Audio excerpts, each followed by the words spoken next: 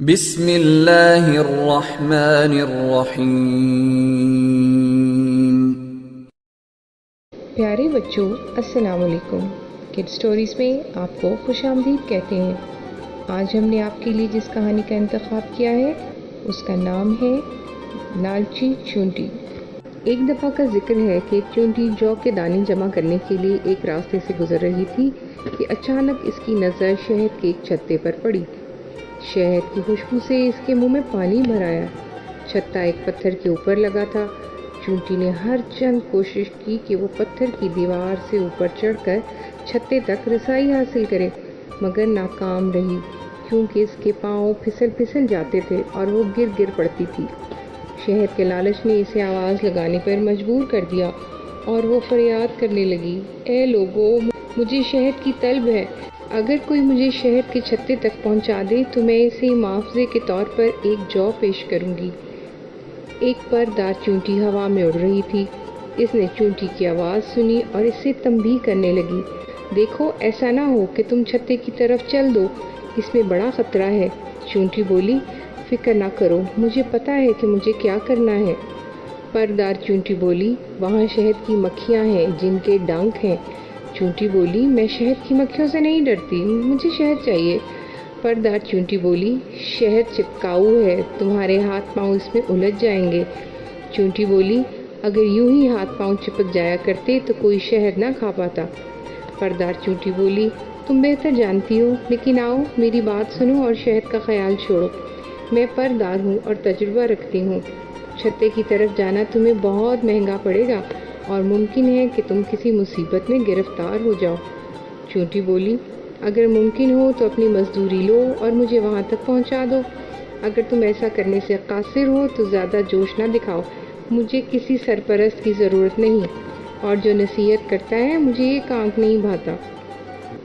پردار چونٹی بولی، ممکن ہے کوئی ایسا نکل آئے جو تمہیں وہاں تک پہنچا دے، لیکن مجھے اس میں کوئی بھلائی نظر نہیں آتی، اور جس کام کا انجام اچھا نہ ہو میں اس میں مدد نہیں کرتی۔ چونٹی بولی، خواہ خود کو خستہ و خراب نہ کرو، میں تو آج ہر قیمت پر چھتے تک پہنچوں گی۔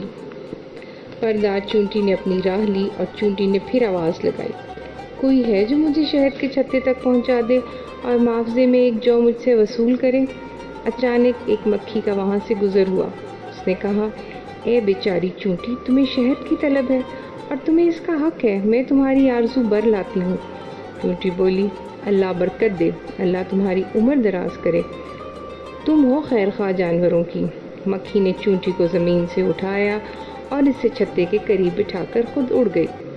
چونٹی حد درجہ مسرور تھی اور کہنے لگی، واہ واہ، کیسی سعادت ہے، کیسا چھتا ہے، کیسی اچھی خوشبو ہے، کیسا عمدہ شہد ہے، کیا مزہ ہے اس میں، اس سے بڑھ کر اور کیا خوش قسمتی ہو سکتی ہے۔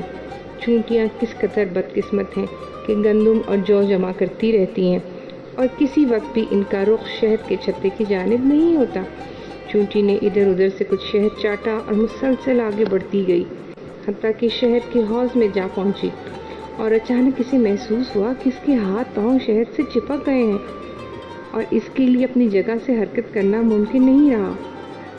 اس نے اپنی نجات کے لیے جس قدر کوشش کی، بے نتیجہ رہی۔ تب اس نے فریاد کی، عجب طرح پکڑی گئی ہوں، اس سے بڑھ کر اور کیا بدبختی ہوگی۔ اے لوگوں، مجھے نجات دلاؤ، ہے کوئی جو مجھے اس چھتے سے باہر نکال لائے اور میں اسے 2 جو انعام میں پیش کروں۔ عین اس وقت پردار چونٹی اپنے سفر سے واپس آ رہی تھی۔ اسے اس حال میں دیکھ کر پردار چونٹی کو بڑا دکھ ہوا۔ اس نے فوراً اس کو مصیبت سے نکالا اور بولی، میں تمہاری سرزش نہیں کرنا چاہتی، لیکن اتنی بات ضرور کہوں گی کہ زیادہ لالچ گرفتاری کا سبب بنتا ہے۔